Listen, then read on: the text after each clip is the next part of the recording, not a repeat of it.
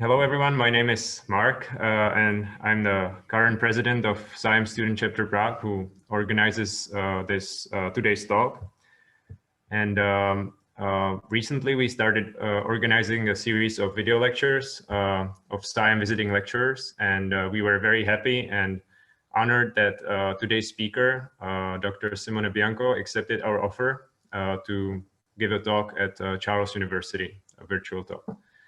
And Simone Bianco is a research staff member in the Department of Industrial and Applied Genomics at the IBM Almaden Research Center, where he leads the cellular engineering lab. He got his bachelor and master degrees in physics at the University of Pisa in Italy, and his PhD in physics from the University of North Texas.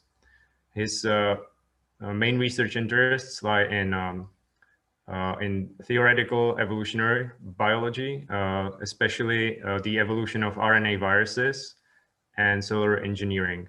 And today we are going to hear his talk on competition-based therapy for RNA virus infection. So thank you all for joining us. We are I can see there is a lot of people interested in this talk. We also invited some people from other European SciEM chapters. So if there are any in the audience, you can say hi in the chat, maybe tell us where you are from. And since the audience is quite large, we would like you to write the questions in the chat. And so I will ask the questions on your behalf.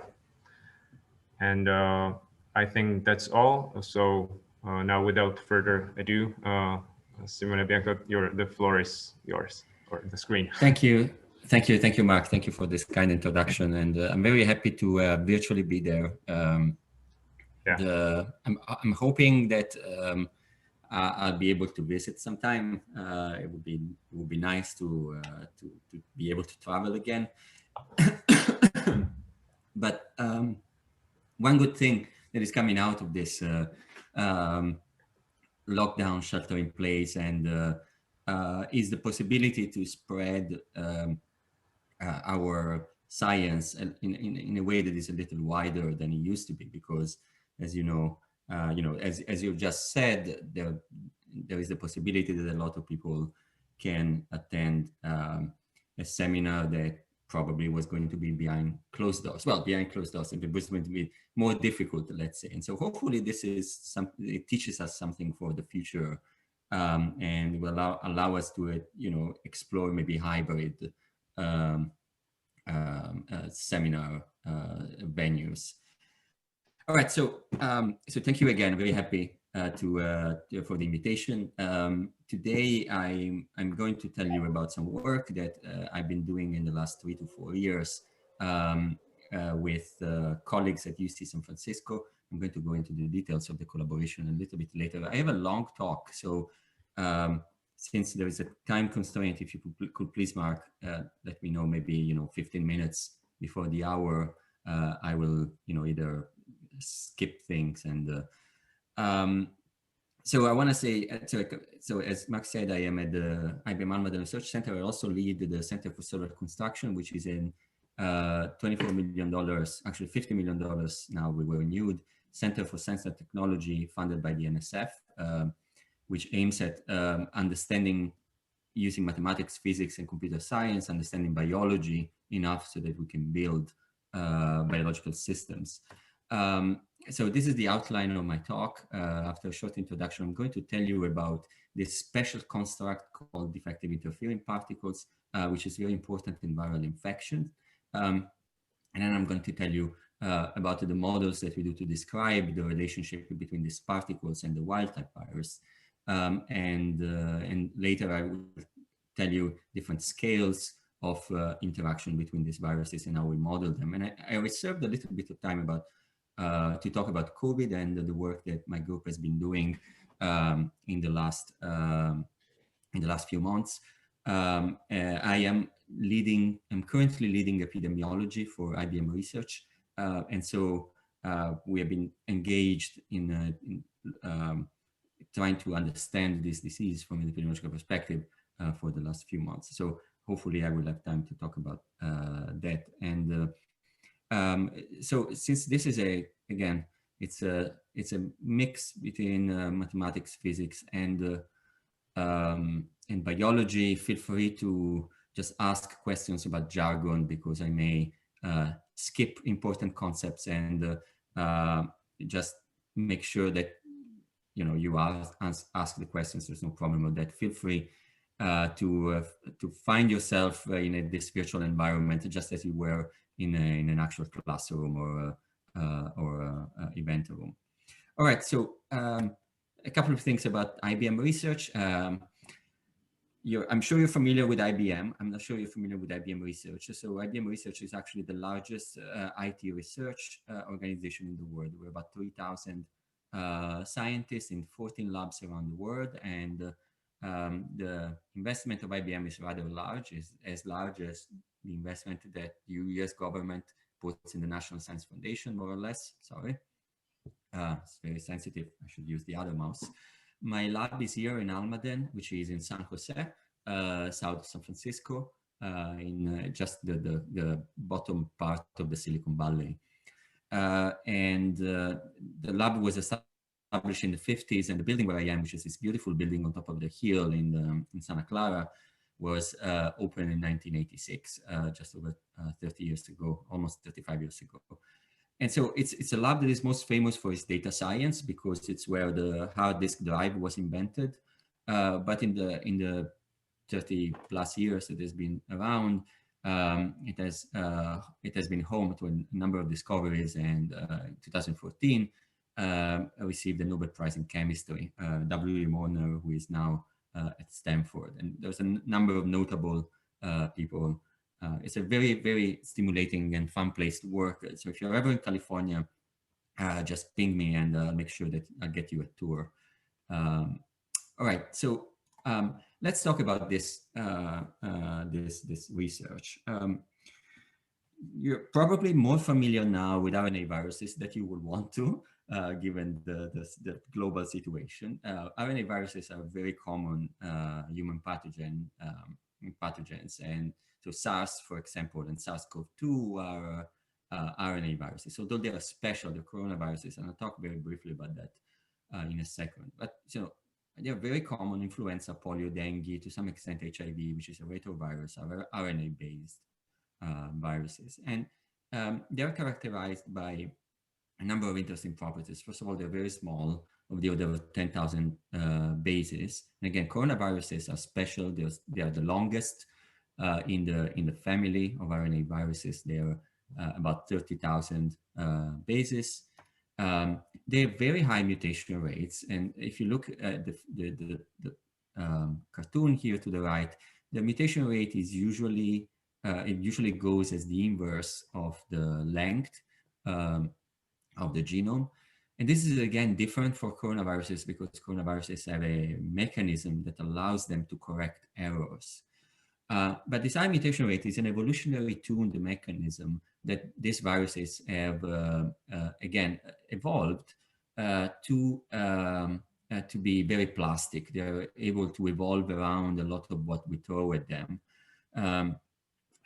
Most of these mutations, the mutations that they accumulate, cause fitness defects, and this means that they're not very robust. So this is a let's say a bug, but also a feature of the virus system. It's a bug because, of course, you accumulate a lot of deleterious mutations, and so you're less and less capable of adapting. But on the other hand, you're basically shedding away your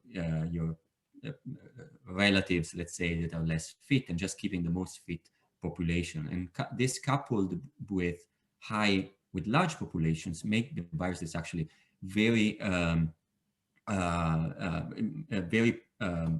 prone to adaptation. They are capable of adapting to different environments because they basically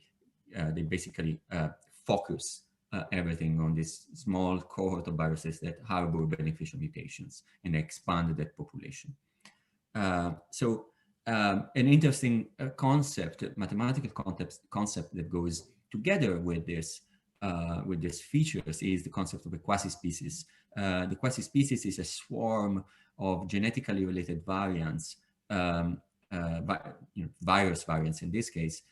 Sorry, there's a window that just opened.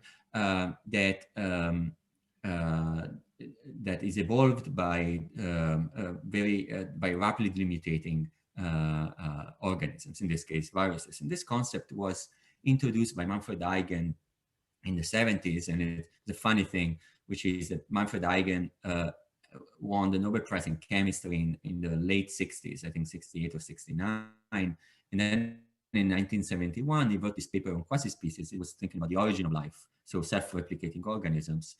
And this paper, which is, after his major achievement, which is the Nobel Prize, which one could consider the top achievement on a scientific field, this paper on quasi-species is basically the cornerstone of theoretical evolutionary biology, one of the cornerstones of theoretical evolutionary biology. So, all these good things combined in a single person is just amazing.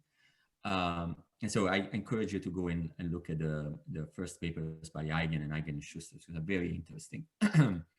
So all these things together make RNA viruses incredibly capable of escaping drugs and resist to drugs. And this is, if you think about it, this is one of the reasons why therapies for RNA viruses are not very common.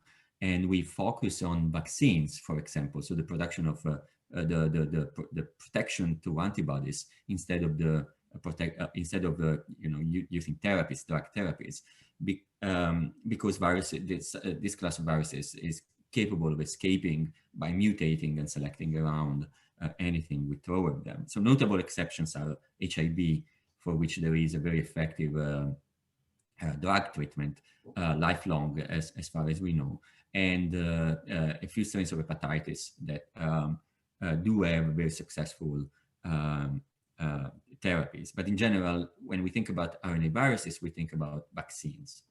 So just to give you an idea, if you look here at to the right, if you do a back of the envelope calculation, what is the potential to understand what is the potential of these viruses to evolve around our therapy? Let's assume that the mutation rate for HIV is 3 times to the -5 per base per replication cycle, and the length of HIV is around, of the HIV genome is around 10 to the 4 nucleotides. The average HIV infection is capable of producing about 10 to the 9 genomes per day. And so just a simple calculation of the probability that a single one of those genomes would be resistant is just, the probability of one base to cause resistance times the probability of all the other bases not to cause resistance when doing mutation through mutation is 2.2 10 to the -5. And so if we multiply these two numbers together, then really the average number of resistant genomes that we could get per day is over 20,000, which is an enormous amount considering that an HIV infection is caused by very few viral particles. So, so this should give you an idea of how adaptable, how evolvable these viruses are around anything we throw at them. And so the aim of this work is to try to understand if we can rationally design and engineer antivirals that are specific for specific RNA viruses, and to design a general strategy for these antivirals to be produced. And so we are going to focus on what are called defective interfering particles as a mean to engineer antiviruses. Let me introduce them. Defective particles are viral particles that are generated during replication. So imagine a virus, as a string of, in a code, for example, a string of letters. And while this string is replicating, think about the cellular automaton of von Neumann, something happens. So that is beyond, let's say, the single mutation error. So the virus loses a part of its genome, but still replicates. And so this causes what is called a defective particle. A defective particle is a viral particle that doesn't have a structural element. For example, it's lacking the envelope that keeps the virus, that allows the virus to enter, for example. it does contain part of the wild type viral genome, but by itself is not capable of infecting. It may reproduce because it may have the reproduction machinery to reproduce, but it's lacking elements that allow it to carry out an infection in a successful way. For example, it's lacking the capsid. What has been shown by Wang and Baltimore in the 70s is that these particles can interfere with the wild type virus while it's replicating. So imagine you have an infection with a virus, let's say influenza or polio, and then you have the creation, the generation of these defective particles. The fact that these two species are coexisting in the same cell and they are competing for the same resources and competing for the same genetic elements introduces an interference. And so it has been hypothesized that this interference is potentially reducing the wild type load in during viral infection, therefore having a therapeutic effect. And so the aim of our work is, can we rationally engineer using, again, I'm going to show you mathematically how can we rationally engineer defective particles for specific diseases to have maximum therapeutic effect, and can we explore can we obtain a general set of methods that would allow us to do the same, to design antivirals for any virus. So defective viruses have been observed for several virus species. This is just a non-extensive list: influenza, dengue, the virus hepatitis, Ebola, and in some cases they are coexisting. So there is an evolutionary element there that is kind of interesting. But in some cases, they're just hindering the wild type, so they're reducing the infection. What we are going to focus on for this talk, which is what we've been working on, is poliovirus. Poliovirus is, you're probably familiar with it, is it's an RNA virus of the enterovirus family. It has all the features of RNA viruses: high mutation rate, high capability of escaping selection pressure. And as you probably know, poliovirus is not a very common disease. Today it exists mostly as a vaccine-derived recombinant disease, meaning that it actually comes from a recombination of the polio strain that we are injected when we are vaccinated, and a co-occurring infection of another enterovirus, for example, enterovirus 68 or a Coxsackie virus. So I actually want to report that this year, my colleague Raul Andino, who is a co-worker on this, has published a second generation poliovirus that doesn't have recombination and is a stepping, it's now an incredible step ahead in the polio eradication campaign, which derives, and what he has done derives directly on the work that we have done together. Now, for polio, defective particles are rarely observed in vivo. The mechanism of interference is unknown, so we have tried a lot of different ways. I'm going to show you just one for the sake of time. But the good thing is that since we have a vaccine that is, let's say, very, it's highly effective, poliovirus is really a good model system for all other enteroviruses. Enteroviruses are an important class of viruses. So enterovirus 68 and 71 are polio-like viruses for which there is no vaccine. The polio vaccine doesn't work for them, and they cause paralysis. And the number of cases, we don't really know, because with COVID we're not interested in anything else right now. But the number of cases of enterovirus 68 and 71 is steadily increasing, which makes it a very strong public health concern. And so we hope that understanding enough about poliovirus will allow us to translate to other enteroviruses.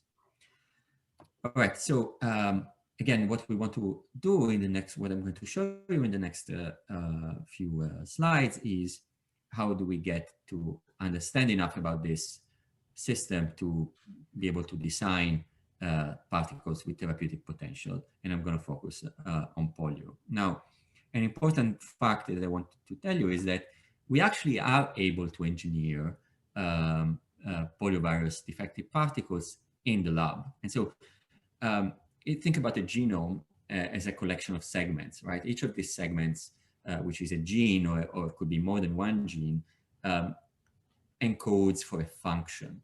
This function in a virus could be replication. It could be entering the membrane. There are a number of things that these genes or gene elements do. And so, but one way of doing this engineering is you can selectively remove, and you can do that very easily today with CRISPR. You can selectively remove parts of the genome and then do a co-infection experiment to understand if this is the defective particle that you want. And so when we went to the lab, we tried several of these constructs, and one that was very effective, we found, was this with a capsid deletion. Now, the capsid, as I was mentioning before, is the envelope. So it's basically, you can imagine it as a container where the viral genome resides. And so this container basically, when you're infecting, it attaches to the cell. It creates a wedge in the cell membrane, and it opens and releases the genome. The genome then goes inside. And sorry, I didn't know my hands were coming so close to the camera. So the genome goes inside, and then it starts the replication machinery. Now, I want to reiterate something important. Defective particles cannot complete a replication cycle. So in this case, what the defective particle will do would be to replicate the whole genome, but the capsid. And so you know the paradigm of genomics, which is you go from the gene to the protein, and then you get a template to obtain more genes. However, if you're lacking the gene, you're lacking the protein, right? What you can get is if there are proteins available in the environment, you can steal a protein to complete your intermediate. However, the gene is still missing, and so you will not be able to replicate unless there is no capsid. And so if you think about this, it becomes some kind of predator-prey model, because you have a species that produces resources, which is this missing element here, the capsid. You have a species that is missing this element and it needs it to survive. So imagine that this species is releasing a lot of these elements in the environment to then reassemble in its part of the replication process. This other species is there to remove these resources from the environment. And so what happens is really a parasitic relationship between the wild type and this defective particle. Now, if the wild type is not capable of obtaining the capsid that it has produced, it will not replicate. And since the defective particle is missing the capsid gene, at the next time step, when it will need to replicate, it will still replicate without the capsid. And so this is a self-curbing therapy. The wild type produces capsid, the DIP steals the capsid, the defective particle steals the capsid. The wild type reduces in load because the DIP is stealing its resources. So the DIP increases, it will keep replicating. The wild type keeps replicating, but at a lower level until the wild type will disappear and the defective particles will be the only one available. But since the wild type disappears, the defective particle will not have the availability of this resource to survive, and it will die. So it's a self-curbing therapy, which is optimal for this kind of virus. And so if you look here to the right, in a mouse experiment, the white dots are an experiment with wild-type poliovirus, which causes paralysis and death within a week in 100% of the animals. But if we co-infect the wild type with the therapeutic particle that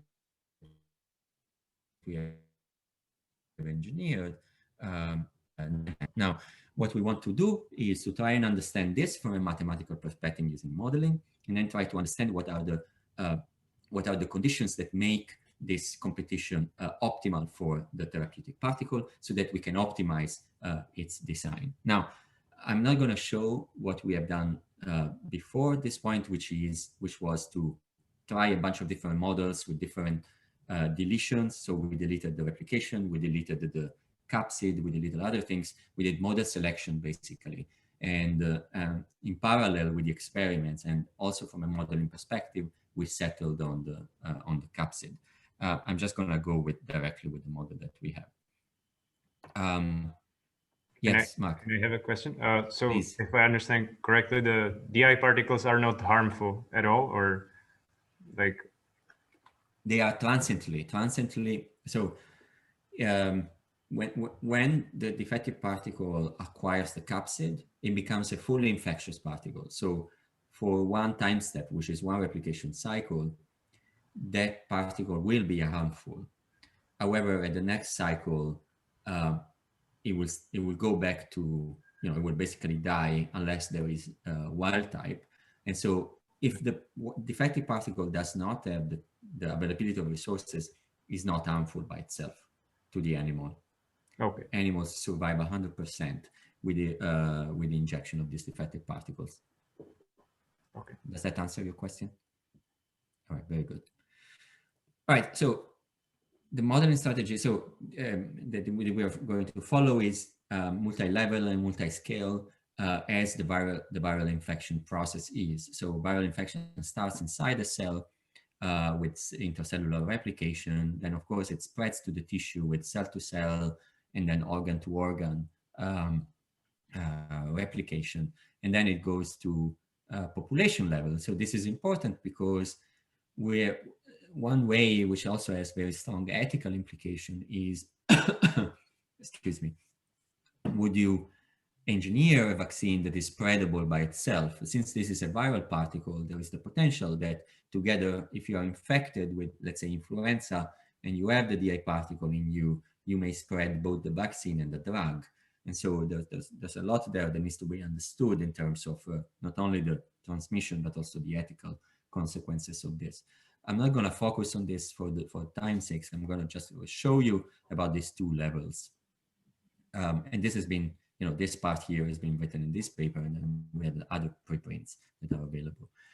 All right, so let's look about inside the cell. How does this competition look like? This is just a schematic representation of what is happening. So imagine that this blue is a wild type particle, and this red is a defective particle. And imagine that through genetic engineering, we have built therapeutic particles that do have the missing element, but the protein, so they are enveloped, they have the capsid. However, they are missing the gene for the capsid. So we artificially put them into a container and then release them together with the virus. So, and this is needed because they need to enter the cell with the virus in order to be able to replicate and infect. Now, once the two species enter, there are two replication processes that happen. The replication process of the wild type, which is described here above, goes to replication of the genome. The replication of the genome uses cellular resources, indicated by this compartment R. There is a capsid production, C, and the wild type genome takes capsid to produce a full infectious particles that after 9 hours is released. Now, the DI particle follows a very similar replication cycle. It replicates at a rate that is higher, and the reason why this is higher is because the defective particle is smaller, and so being smaller means that in the same amount of time it can reproduce more, given the same speed of replication. It will steal the capsid from the common pool of capsid that is in the environment, and then it will produce this fully infected particle that will be then released in the environment. What we have estimated is a 4:1 ratio of defective particle to wild type. So again, these particles will go to the next cycle. Now let's focus on inside the single cell right now. Again, so the important things to consider are this ratio of replication of defective particles called GDAP and genomes, and non-defective genome called G wild type or G. And the other thing that need to be taken into account is this omega, which is the ratio of the capability of the wild type virus to encapsulate and so to take capsid, and the capability of the virus, the DI particle to take the capsid. And so this translates to a set of differential equations for this is a simple set of differential equation for the number of genomes, the number of capsid, the number of defective genomes, and the availability of resources. And so you can see here where the replication and the encapsulation terms are. So replication is basically a factor that distinguishes replication of wild-type genome from DI genome. And this is all mass action. So we are imagining mixed population.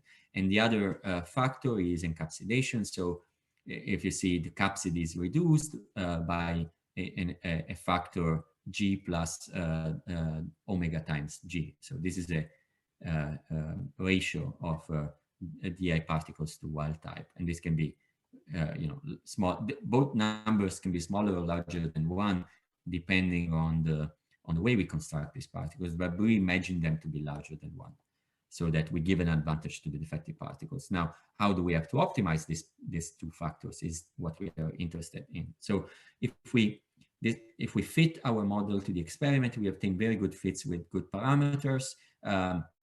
These are single infected cells, which are baseline, but I think what is important to see is the dual infected cells. And here you can see that at the end of the 9 hours, the crosses are the experiment and the lines are the fit. At the end of the 9 hours, the interference causes a higher number of genomes for the DI particle with respect to the wild type, that is of the order of 4 to 1. So this is important because once we have this, we can use this model. Once we have calibrated this model, we can use it for prediction. Does the model predict actual results? Now let's imagine that we are combining, we're changing initial conditions. Will this model hold? And so here, this is a cross-validation experiment where we have used the parameters from this set of cells where we had a 1-to-1 ratio of initial ratio of defective particles to wild-type particles. If we change the ratio and we run our model holds pretty well. There's some discrepancy here where the DI particles are twice as many as the wild type, but in general it holds pretty well. And so this gives us some confidence that our model is describing the basic biology of this competition inside a cell. Now, in order to understand how we need to tune these parameters, all the parameters, to achieve maximal interference between the DI and the wild type, we do two things. The first is we run a sensitivity analysis on the parameters, and of course, as you can imagine, in some sense by construct, we identify that both the replication ratio and the encapsulation ratio are incredibly important as a descriptor of the number of wild type particles at the end. So changing P and omega results in the largest change in the final outcome of the infection. How does that turn out? You can see it on the right in this heat map where we have P and omega on respectively X and Y, and this is where our experimental therapeutic particle is. And so we can see that the effect of P is stronger than the effect in omega. And so what this gives us is really a set of design principles in order to obtain a larger effect for the defective particle to be interfering. We need to increase the replication ratio. And there's not much of effect in terms of encapsulation, only in this area, but it's not incredibly important. This is exactly what we did. Let me skip this because it's not very important. We built in the lab a number of variants of this defective particle in different regions, and we did the competition with the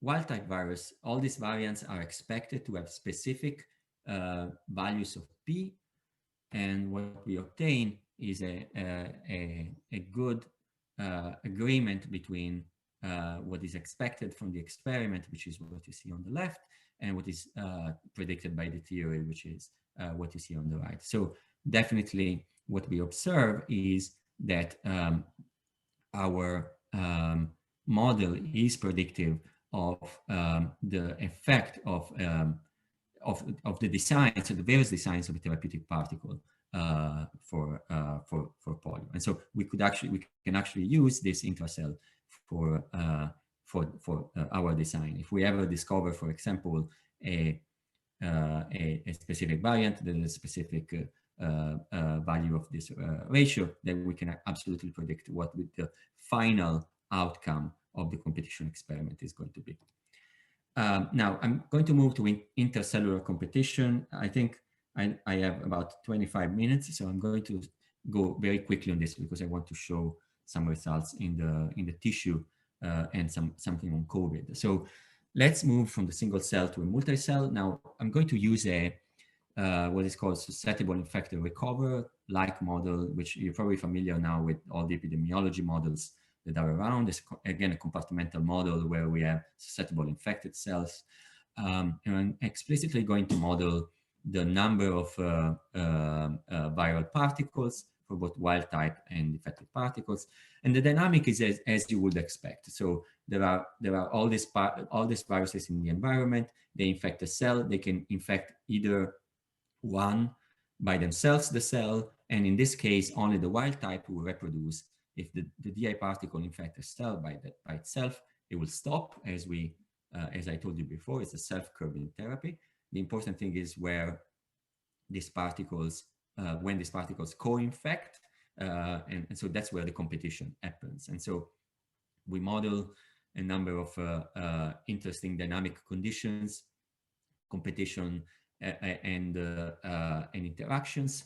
And I'm just going to go to the again here. You can write in a kind of straightforward way a set of ordinary differential equations, and you can use the set of ordinary differential equation to run a sensitivity analysis. And what we find is that really the fact that what is driving the intercellular competition is the intracellular competition. So whenever we have DI particles and wild type particles co-infect a cell, that that competition process is driving or will drive the intercellular competition. And this creates a nice bridge between these two levels of investigation. And so if we do the same thing as we were doing before, and we take the two most important parameters, which is the production of wild type virus and the production of DIP viruses in dual infected cells, then we see that there is a very nice phase separation between where the DIP particle is effective, which is in the blue area, and where the DI particle is not effective, which is in the red area. And this is where our experiment is. And so again, here we do have a nice agreement with the experiments in terms of design. We can increase DIP production by increasing this P ratio that I introduced before, and therefore all agrees in this large scale. And so one may wonder, is this system stable? Is the DIP wild type system stable? And so in order to assess this, since this system is 6-dimensional, there's no analytic solution, we try to assess dynamic stability by using what is called an invasibility analysis. So we we start with an equilibrium point where the DI particle is not there. And then we introduce a little bit of the DI particle, and we try to understand if the new steady state that is created is stable or unstable, and if we will expand or contract. And we do this in terms of analysis of the basic characteristic polynomial. So we do a linearization just like you would do in linear stability analysis. Excuse me. And what we observe is that there is, again, in terms of the same parameters that we showed before, which is the number of DI particles and wild-type particles that come out of a competition in a single cell, we do obtain different dynamical regions in the phase space with a nice separation between them. And so here we have asymptotic stability of the defective particles, while here we have extinction. So the wild type wins here. And so this all describes everything we see in the experiments. And so again, it gives a nice agreement between our modeling strategy and what we observe in the lab. But also, as I was saying, it allows us to explore all the design principles, which we are currently doing for polio, but also SARS coronavirus. It allows us to establish some design principles for this. Mark, was there a question? I saw you. No? No, okay, sorry. Okay, I'm gonna go ahead. All right, so the last part about this I'm going to talk about is the role of the immune system. So in everything I've shown you so far was cell-based. So this, we did animal experiments, but animals are very complicated. And so it's important to understand that animals have an immune system. And so in this experiment here that you see to the right, where this animal does not have interferon, which is innate immune response, at a low, if we do the competition with a small amount of defective particles, we are not capable of protecting the animal. If we use a very similar amount, this is 1 to 30, which is comparable, it's not 1 to 100, but we do it in an animal that has the immune system, then we see an effect of the defective particle, which means that there is some synergy between the immune system and this defective particle, and we are interested in understanding how this happens and modeling from a mathematical perspective. And now, what I'm going to introduce is a agent-based simulation. I'm assuming you're all familiar with what an agent-based modeling setup is. It basically is a stochastic system where each virus, in this case, is going to be a single agent with some rules, and is going to interact inside the cell and then in between cells in a spatial fashion. And so in this case, what we're trying to do is to establish a slightly more realistic setting where we release this hypothesis of homogeneous mixing. And at the same time, we try to introduce this immune system to understand its role. So the simulation setup is we're about 1,000 by 1,000 lattice. We have a low number of initial particles. This is called multiplicity of infection. We simulate for 15 days with a time step of 1 hour. You need a supercomputer to do this. It's not something that is actually possible to do in a regular laptop most times. The cells die after 9 hours and regenerate after 24 hours. We assume radial diffusion for immune system. So a cell is infected, it will trigger a radial signal that will allow cells around it in a random fashion to increase its protection so that they are now shielded from the virus. The virus is not capable to infect them anymore. And so what we are looking at is what is the effect of different tissues and of course, and the interferon and what the effect of our design is. And so I want to show you just some sample simulation. Hopefully this will work. And of course it does. Oh, it does work. All right. So this is when the interferon response is not very strong. So the red particles are the defective particles, and the blue you cannot really see because I don't know if you can see it well, but the blue particles are the wild type. So each square is a cell. We model the competition inside the cell and the competition between the cells. And so you see that after an initial phase of increase of defective particles because they reproduce more quickly, the wild type virus is capable of spreading. And this is, we're assuming that the DI particles spread faster than the wild type again. So I'm going to show you different dynamical conditions, but this is just a sample simulation. You can see this nice self-similar patterns that occur. Now, let's go to the next one, which is when the interferon is strong. So interferon again is protecting cells. So cells will not be available to the virus and the DI particles to infect. And so you see how different this is. You form these small clusters, again, initially of defecting particles. This will quickly turn into wild type in a second, because again, so this process, this competition process, as it turns out, favors wild type in the long run stochastically because of the self-curbing nature. And so we're interested in understanding this effect, and we're interested in finding conditions for which the defective particle is able to survive. So, all right, so these are just sample simulations. This is 100 simulations, stochastic simulation in the case. This is a baseline, the red, the black curve, and this is going to be the same in all the plots that I'm going to show you. The black curve is the wild type infection, no immune system, no interferon. The purple curve has interferon. And so in the absence of defective particles, what we can see is that the wild type viral load reaches about 3×10⁵ in the absence of interferon, and is reduced dramatically when the immune system is present. And this is compatible with what we observe in a real system.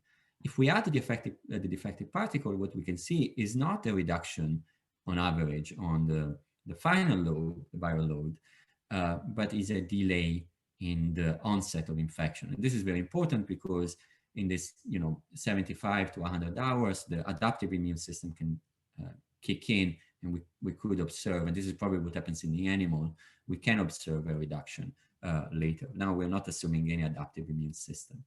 And so if we parameterize this to, let's say, a normalized number of wild type particles, where we basically divide this over this, so this black here over this black here, and this purple here over this purple here, what we see is compatible with what I've shown you before, is the fact that in the first 100 hours, the DI particle is basically capable of reducing the wild type virus almost to zero, but then the wild type virus kicks in, and the effect of the interferon is really in reducing the overall number, but it doesn't really reduce the ratio. So the effect is similar. However, as I was saying, the immune system can kick in later. Now, I'm going to show you different dynamical conditions. So we want to understand, and so what we are doing is changing this p-value that I've shown you before from left to right. We fixed the p-value for, so we fixed the replication basically for the wild type. Now we are sweeping the replication for the DI particles. I want you to focus on this part here. So this is where the replication of the wild type and the replication rate of the wild type and replication rate of the DI particle is the same. So you see this effect. The black curve, sorry, I didn't say this. The black curve is the wild type viral load, and the blue curve is the DI particle viral load, and this is in the absence of interference. So what you can see in almost all cases is the fact that as it comes from, again, from this plot, at the beginning, the wild type is effective in curbing the DI particle is effective in curbing the wild type infection, but then the wild type is capable of overwhelming the DI particle in all cases but this one. And of course, you can see the stochastic effects due to the different parameters, but in some sense, the average is more or less the same. And this is conserved when interferon kicks in. The numbers are different, but you more or less see that the wild type almost always win, but in this case. So we want to understand a bit of what is going on there. So if we look at a different way of looking at these plots is to try to find this intersection point. Hold on, let me see. This intersection point, if you look here in this plot to the far right, where the wild type becomes lower than the DI particle, I'm going to plot the time at which that happens. And so, as you can see, the time increases as we move closer to the replication rate of the wild type equal to the replication rate of the DI particle. And so we have a critical point here that shows some kind of critical slowing down, which is typical of what is called a percolation process. And so we're going to, so you can see it a little bit better here. In the case of no interferon, when the wild type, if we change the replication fitness, so essentially we change this P parameter for DI and wild type, we see that when the two parameters are identical, we see this is maxed out at 500, but it actually goes further. And so we want to understand this process here. Also, if we move closer to this point, there's a critical slowing down in both cases of interferon and no interferon. And so let's look at dynamically what is happening. This is still work in progress. This is below the critical point. We see that similar as we were seeing before, let me run it again. The DI particle starts strong, but then it basically, the wild type kicks in. Come on, just replay. Okay, let me go back and forward 1 second again. Let me see. Don't crash on me. All right, so as we were seeing before, we see this nice ring fashion, but that's basically it. Now, below the critical point means that the DI particle reproduces more slowly. The wild type is more efficient. This is, of course, it's nothing for the wild type. It basically takes over. Now, above the critical point, let's see what happens here. Now, the DI particle reproduces more quickly. So we see a little bit more patterns here. But what is happening is that the DI particle reproduces, in this case, so quickly that since this is it needs the wild type to reproduce, and since it is a spatially extended simulation, the probability of the two of them getting in the same cell is actually very small. Now, at the critical point, something interesting happens. We see that the DI particle spreads. Now, we see this nice, again, wave-like patterns that occurs. But what I think is interesting is that there's a small cluster of the effective particle that is maintained. It basically keeps this therapy alive. Now, the wild type is still more abundant than the DI particle. However, the fact that there is this coexistence allows us to explore the dynamic conditions to maintain the population, the DI particle population, at a higher level. And so we're going to explore that in the next few months to try and understand. But this is typical of a percolation process. You create this giant cluster where a signal is capable of transitioning from one side to the other. However, this is a two-species percolation process which has been studied much less than the single-species percolation process. And so, all right, let me stop here. Let me take a breath for a second, and I'm going to talk for a few minutes about SARS-CoV-2, and then I can stop, and hopefully you can stay for a couple of additional minutes for questions. Is that okay, Mark? That's okay. All right. So, okay, SARS-CoV-2 SARS-CoV-2 is a positive sense single-stranded RNA virus like polio. It's very long. As I was saying, its mutation rate is lower than other viruses. And it has an exonuclease that allows it to correct errors. It's a respiratory virus, as we know. Its most serious effects are induced by a lower respiratory tract infection. So it starts upper and then it goes down. There's been evidence of asymptomatic and pre-symptomatic transmission. You probably know all this. So the animal reservoir is a bat. There's more than one strain circulating. It's a very infectious virus, high transmission with significant mortality. Now, I'm sure you have seen plenty of mathematical models to describe. Epidemiology is a very serious science. And so a lot of these mathematical models don't capture really the biological spread of SARS. And even very reputable sources in other fields like chemistry, there's been notably a Nobel Prize winning chemist in Stanford who built his own model. He built what is called an SEIR model. It didn't include asymptomatic transmissions. Of course, it was very wrong, and it turns out it was extremely wrong, especially in the prediction of a second wave. This is a simple mathematical model that takes into account the fact that there is asymptomatic transmission and pre-symptomatic transmission. So if you follow the phase diagram, sorry, the flow diagram here, people are susceptible, they become asymptomatic infected and they can recover, so they don't even know that they have the virus. They become asymptomatic, but then they develop symptoms, and this parameter alpha, which is the transition between C and I, the transition rate between C and I, is this incidence that you see reported every day for every country. So incidence is not this and it's not this, but it's actually this. It's the emergence of symptoms. Now, once you're here, you may or may not develop stronger symptoms and therefore become hospitalized.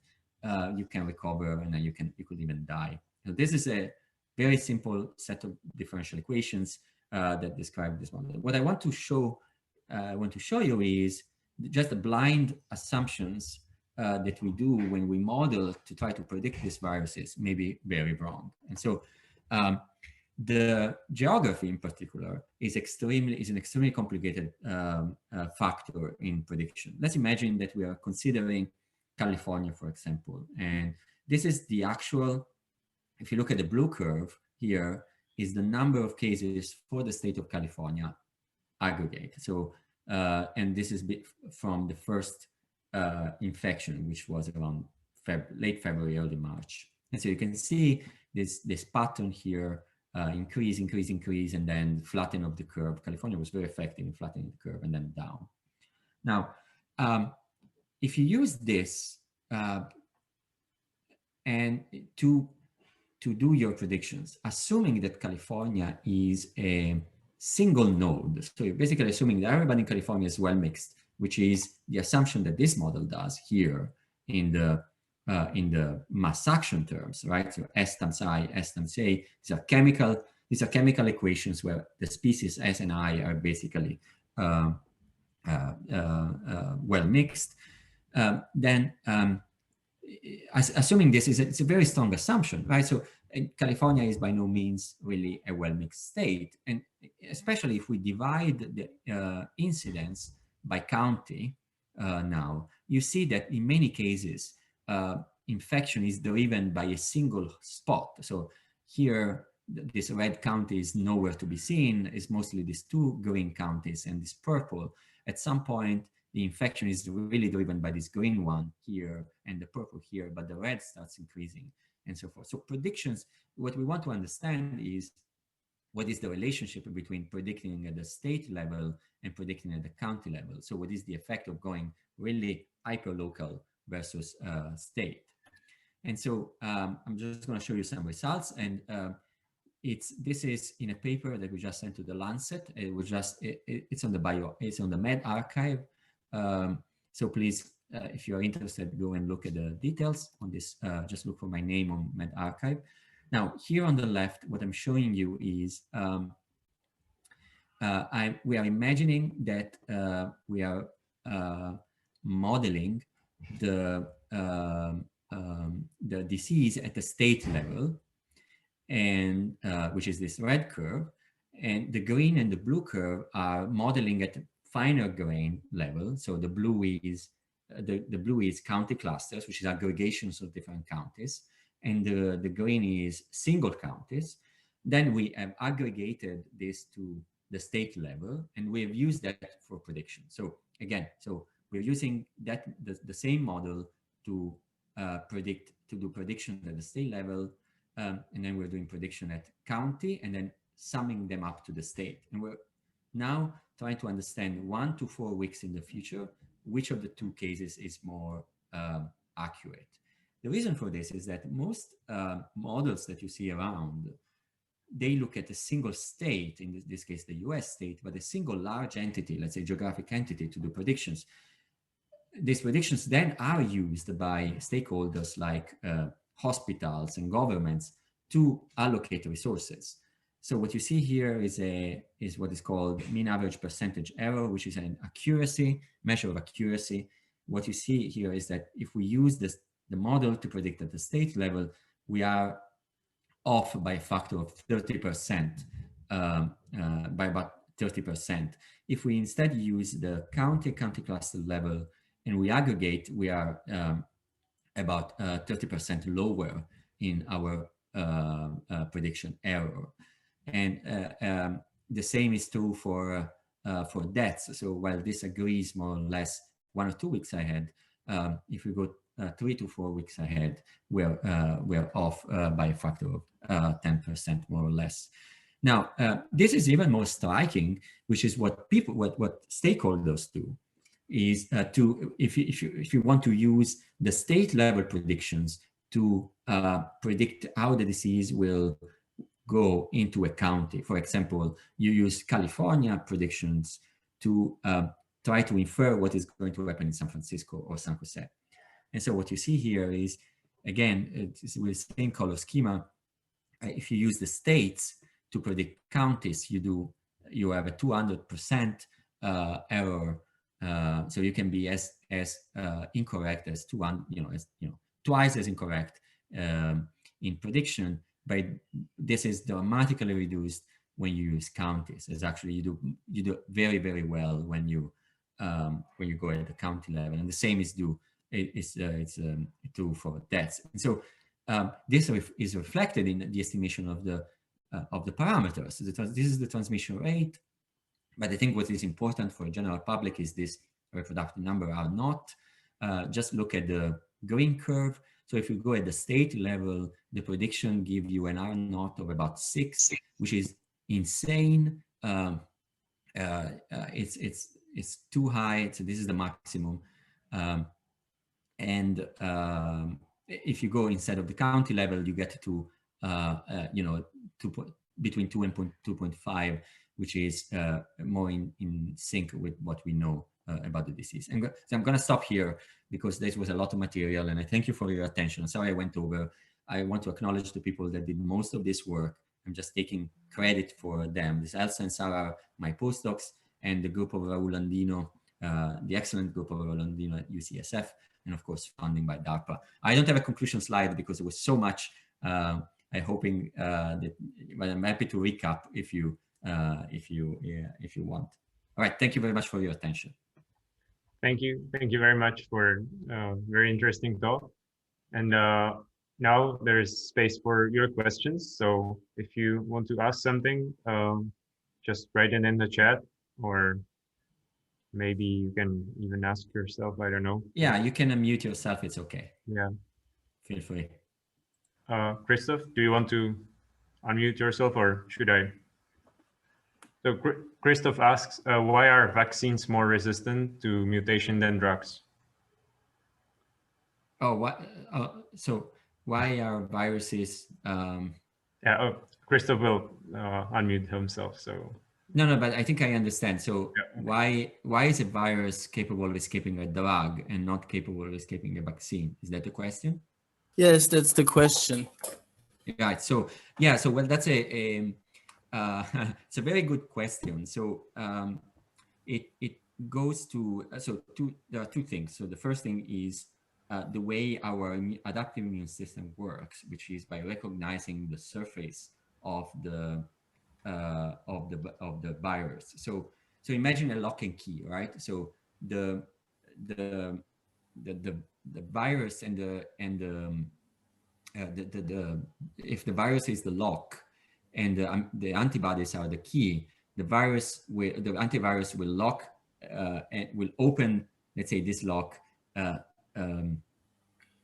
all the time until you change the lock, right? Or you change significantly the lock. This is a very robust method because the surface of the virus is a region that doesn't change very much. So it's essential for the virus to be able to enter a cell, and therefore the virus cannot really change it without a strong penalty. And this goes in our favor. Hold on, Christoph, one second. Let me finish. I'll tell you why this is important. So since this doesn't change very much, then our immune system uses it for Now, this does not mean that this region does not change at all. And in fact, we could have. So sometimes you have to have a vaccine, like influenza, every year, because the surface changes so much that your antibodies don't recognize anymore the virus. Now, let's see what happens with drugs. Drugs don't work on the virus itself. They usually try to shut down specific pathways in the cells that the viruses use to replicate. Now, this is less efficient because the virus we know that viruses are capable of using multiple pathways to replicate, and therefore mutations allow these transitions that make them more adaptable. Also, these mutations occur in regions of the genome that are much less important, let's say, for the virus. And so they can mutate much more quickly with less penalty. And it basically gives them a larger, if you think about a game theoretical system, it gives them a much broader set of strategies to invade. Now, sorry, go ahead, Christoph. Yeah, so I'm just okay. I'm just saying this is kind of interesting because this lock and key analogy that you brought is of course the same that is given for enzymes, and these are the things that drugs block. And of course, if you were to mutate whatever, some reverse transcriptase or something like that, you would probably you would essentially have very similar constraints, right? So I mean, I'm buying this multiple pathway thing. If it's really okay, that sounds more. I mean, this is at least obviously true. The other stuff is probably right, very non-obvious in a sense, right? I mean, that's right. Yes. So that's absolutely what happens, right? So the virus has multiple strategies for replication, but it doesn't have many strategies for entering, and so that's why changes in the epitopes are slower relative to, and so think about SARS-CoV-2, right? So there's a vaccine now. But think about the reinfection. So if I am infected with SARS now, there's a 7 to 9 months, more or less, period for which I'm protected. The antibody level is high. Then there are two things that happen. The antibody level starts declining because antibodies are generated by a continuous stimulus from the virus. But the second thing that happens is that the virus also, since it circulates on the population, slightly changes. And so this loss of immunity is a combination of these two things. However, for some diseases, this is extremely slow. And so we just don't know. We don't know yet for SARS, for example, if it's going to be, measles, for example, which has a much slower, so potentially lifelong immunity from having the disease or the vaccine, or influenza, which is, assortment basically generates a new virus every year. A new set of epitopes, a new surface, and therefore you need a new or you need to to have a new vaccine every year. Does that answer your question? More or less, I guess. And right. Okay. Feel free to reach out in case I can give you some references. More questions? Are there any other questions? If not, I have a few more. Haha. I would also ask one. But okay, go ahead. Sure. So I mean, one thing that I'm wondering is somehow it seems like, at least for this strategy to work, your cells have to be infected with a defective virus first, Yes. right? So this is if it's supposed to work well, right? I guess that there should be some sort of accessible cells which have to be which have to be reached by the defective virus before they get reached by the actual virus. So this sort of accessibility is probably quite important for the That's a great question. So okay, so there are two things that you point out that are very important. First, if you want to use this as a preventative, then you need to have it in the system beforehand. If you want to use it as a drug, then you want to understand what are the conditions that make it effective. And so in the first case, accessibility to cells is important. I think the most important thing, though, is stability of these particles. So since these particles tend to replicate, with or without the wild type virus, they replicate anyway because they have the replication machinery. Then the expectation is that if you infect somebody before they have the disease, the expectation is that by the time, if you wait too long before the disease is introduced in the system, these particles will not be there anymore. And so one part of our research, experimental research, is can you package these particles so that they are stable enough, they're dormant, let's say, and so when they're getting contact with the wild type virus, in some sense, they activate themselves. And so we're still a bit away from that. Now, from the point of view of the antivirus, though, so this is something you will do after you have an infection. The point of entry is very important. So you need to deliver these particles where the infection is. And so something that maybe not many people know is for poliovirus, most enteroviruses actually, they are called enteroviruses because they mostly infect in the gut, right? And most of them as a main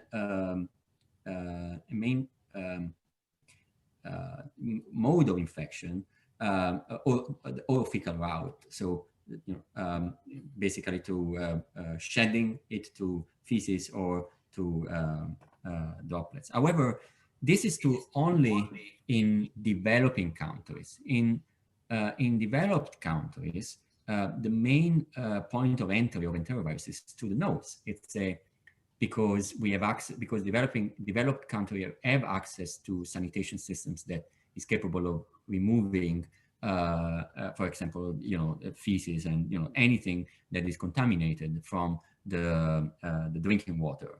And so the oral fecal route in developing countries is basically non-existent, and enteroviruses transmit through droplets. So if that's the case, then this is the main point of entry, the nose. And in fact, the way we administer these particles in our trials is through the nose. In fact, we infect the animal in the nose through the nose with the virus, and then we deliver at different time steps the drug through the nose, and then we try to understand what happens. So in that case, again, so the two things are different, but in that case, what needs to be done is to establish a dose that is enough for the DI particle to cover the surface where the virus is, but is not as high as it would lead to toxicity. So a too high dose, of course, of any drug will lead to toxicity. Aspirin, ibuprofen, whatever, right? Any drug in too high dose is toxic, and it's the same is true with these drugs. So yes, so you need to have enough of them so that you can guarantee co-infection, but not too many. And so there's a balance there that needs to be achieved.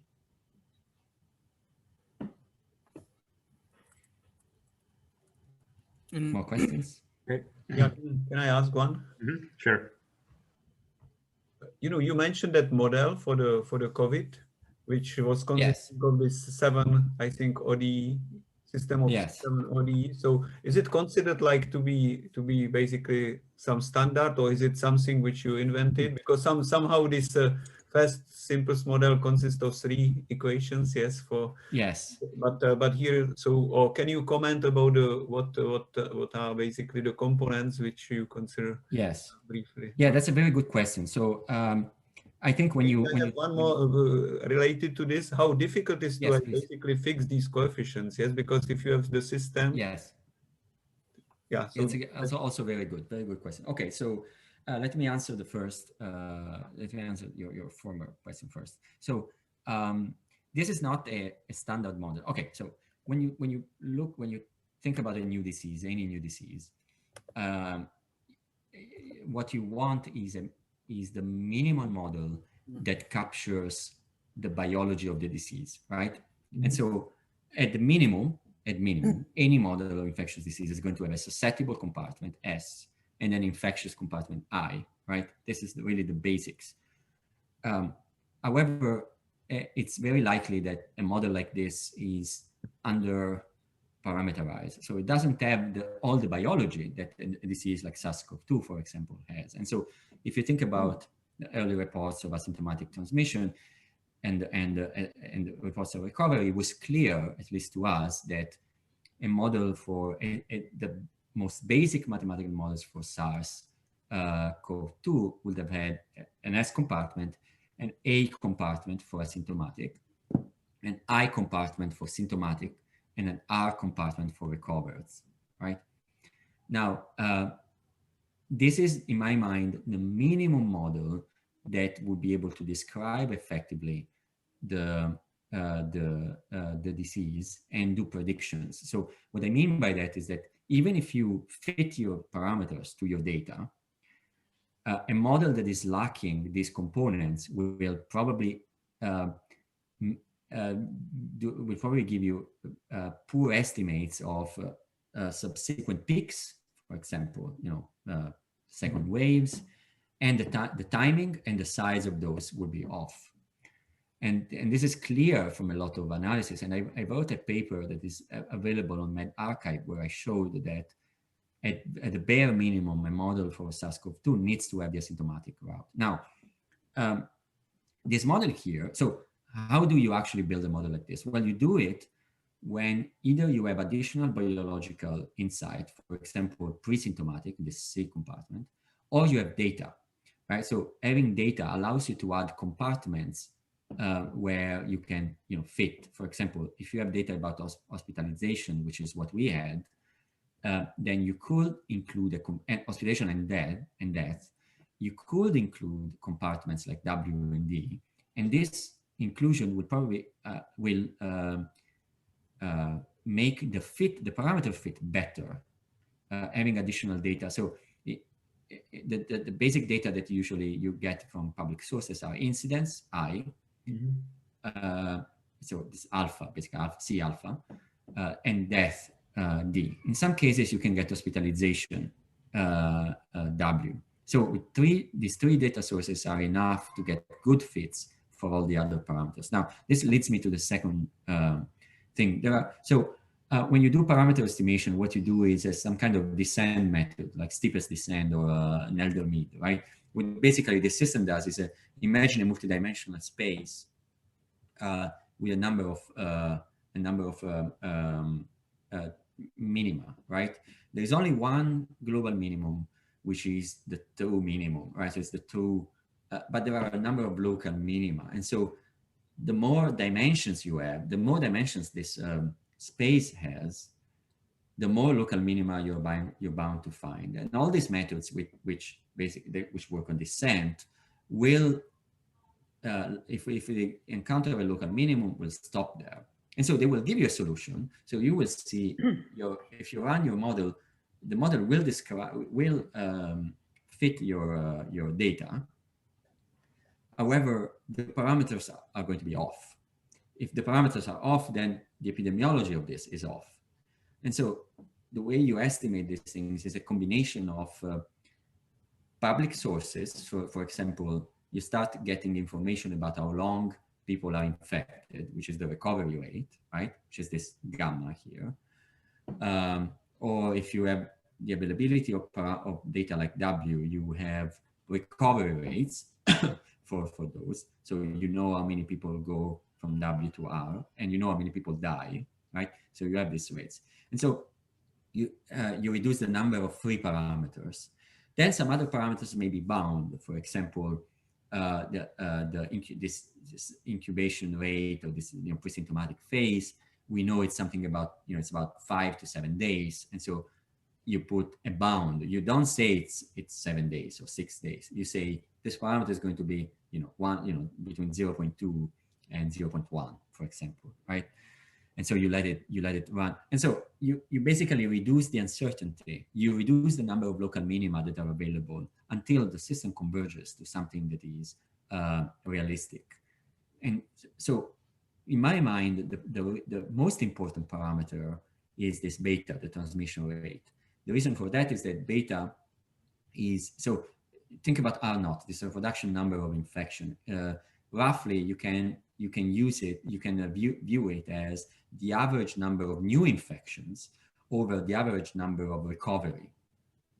So if the number of infections goes up faster than the number of recovery, R0 is larger than 1, and the epidemic spreads. If the number of recovery is faster than the number of infections, then the disease goes down, dies out, R0 is smaller than 1, right? So, however, if you parameterize R0 in terms of these two things, on the numerator you have beta, and on the denominator you have recovery, which is gamma plus gamma I plus gamma omega. Gamma I plus gamma omega, more or less estimated from the data. Beta is never estimated from this. It's very hard. And so the most important parameters to live free is beta. The other parameters may be maybe constrained by the biology, but beta is what you want to live free. Once you have beta, you have R0, and you can do the estimations. This is why here I reported beta and R0, because there's a very strong correlation, as you can see, between the two things. Does that answer your question? Yeah, thank you. Thank you very much. Yeah, very well. It's a great question. Okay, more questions?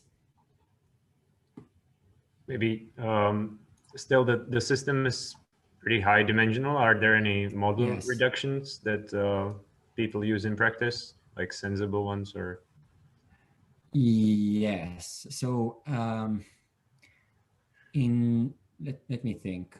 So in the case of epidemiological models, it's not really model reduction. You build on. Okay. So let me let me qualify that. If the biology is unknown, then my approach is usually to start with the minimal model, SEIR, if you have an exposed compartment, right? If you have incubation, and then build on top of that, depending on what data I have or what is available, what information is available. However, other strategies. So this, in my mind, what this ensures is a combination. Is a balance between the number of parameters you have to estimate, which you want to keep to a minimum, and the complexity of the disease, which may explode when you go into the details. For example, nobody ever considers the fact that people transition from a mild phase to a serious phase to a cytokine storm. There should be another compartment there. But if you don't have the data, then you don't really capture that. So for model reduction instead, what people will do will be to consider, and this is done sometimes when the biology of the disease is going to be hidden, and it's especially true for bacterial diseases many times. You start with the most general model you can get. You put everything there. You put, again, asymptomatic transmission, non-symptomatic, you put exposed, you put several degrees of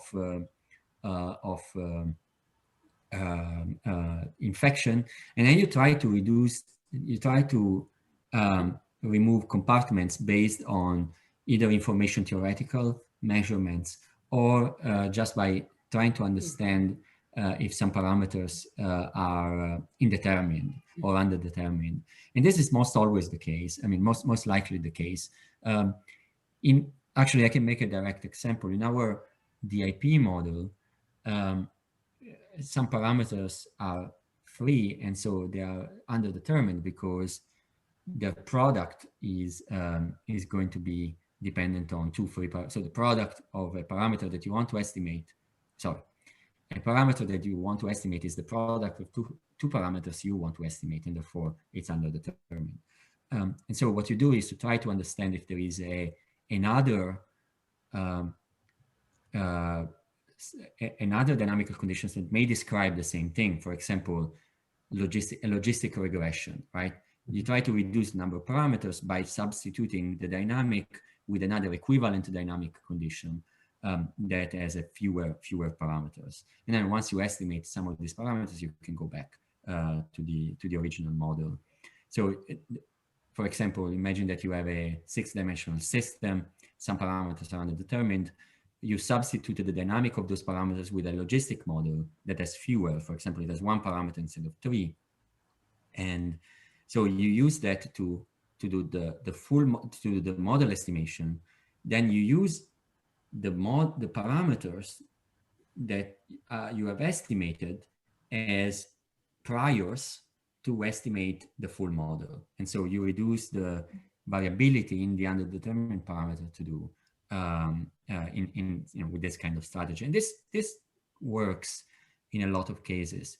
For epidemics is a little bit less of a problem, again, because most people take the strategy that I take, which is to build on top of simpler models. Okay, thank you. Sure. I think we should stop because it was it's time to stop. It was very interesting and enlightening talk. I think that most of us enjoyed it very much, and I would and hopefully the ones that didn't enjoy will reach out to tell me why they didn't enjoy the talk. No, really, it was a wonderful talk. I really I was kidding. Grateful that you accepted our invitation, and thank you all for joining us, and hopefully see you some other time, maybe in person in Prague. Yes. Maybe it will work out someday. Yes, I hope so. Thank you, Mark, and thank you all for attending. And again, thank you. I want to thank Siam as well for this great program. Yes. Okay. Bye, everybody.